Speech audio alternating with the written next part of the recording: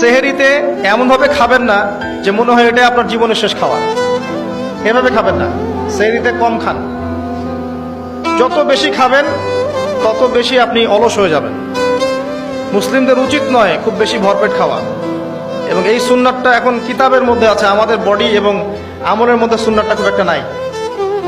যত বড় আশিকের রাসূল দেখবেন তত বড় ভুঁড়ি, এটাই বাস্তবতা। আমরা ভোগবিলাসী হয়ে গেছে আর কি। এটা আখিরুজ জামানের সাইন। নবী সাল্লাল্লাহু আলাইহি ওয়াসাল্লাম বলেছে শেষ জামানে এক শ্রেণী মানুষ আসবে যাদের উঁচু ভুঁড়ি থাকবে, ঠেস দিয়ে বসে থাকবে এবং আরাম প্রিয় হবে। হাদিসের পাতায় পাতায় এগুলো আছে। ইফতারেও কম খাবেন, ইফতারে সারাদিন রোজা রেখে বেশি খাবেন না।